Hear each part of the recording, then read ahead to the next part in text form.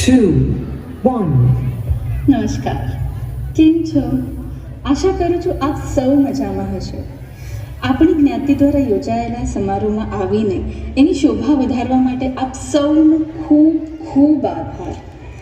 આપણે સૌ જાણીએ છીએ કે કોરોના વાયરસના આવ્યા પછી આપણા સૌના જીવનમાં ઘણો બધો ફેરફાર થયો છે અને એ જ રીતે બાળકોના જીવન અને તેમના ભણતર પર પણ ઘણી અસર થઈ છે. આ જ પરિસ્થિતિને દર્શાવવાવાળી એક સરસ મજાની પ્રસ્તુતિ આ બાળકો આપની સમક્ષ રજૂ કરી રહ્યા છે. તેને આપ સૌએ નિહાળવા વિનંતી.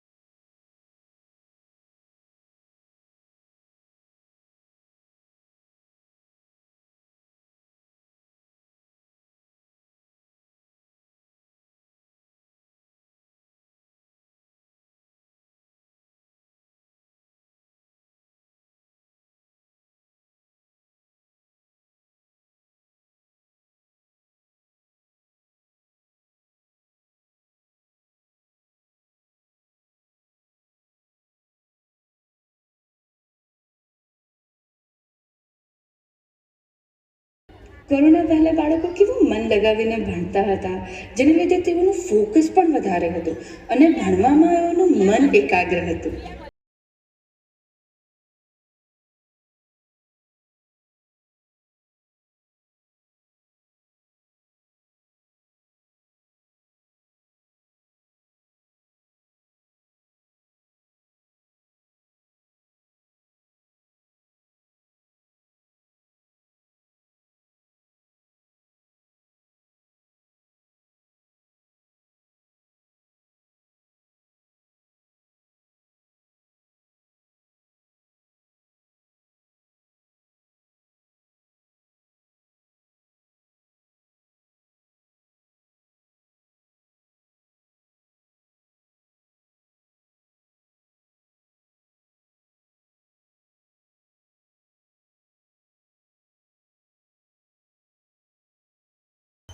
ભારતમાં લોકડાઉન પહેલાં બાળકો પ્રકૃતિના ખોળામાં ખુલ્લા આકાશ નીચે રમતા હતા. બાળકો એકબીજાને ઘરે બોલાવવા જતા હતા. જ્યાં સુધી ના આવે ત્યાં સુધી બૂમો પાડી પાડીને એને બોલાવતા હતા. અને નદી કે પર્વત કહો કે સંતા કુકડી કહો, આ પ્રકારની વિવિધ રમતો રમતા હતા, જે તેઓના માનસિક અને શારીરિક વિકાસમાં મૂળભૂત ફાળો ભજવતા હતા.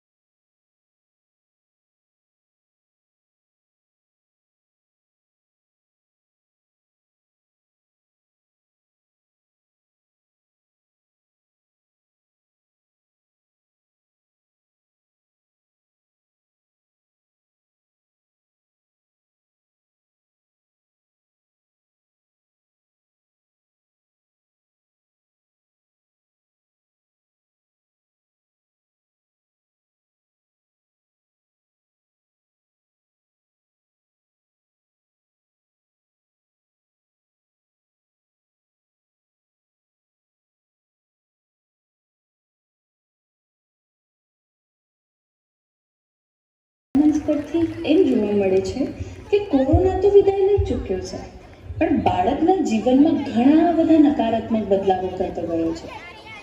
હવે બાળક ઓનલાઈન ભણે છે, એમાં કંઈ ખોટું નથી, પણ ભણવા કરતાં વધુ એ ઓનલાઈન રમતો રમે છે. દરેક ઘરમાં મોબાઈલનો વપરાશ વધી રહ્યો છે અને આ 10 સેકન્ડના શોર્ટ્સ અને રીલને કારણે બાળકોમાં ફોકસની ઉણપ વર્તાય છે. માટે આજથી જ નિશ્ચય કરીએ કે સજગતા સાથે મોબાઈલ અને ટીવીના વપરાશને મર્યાદિત કરીએ.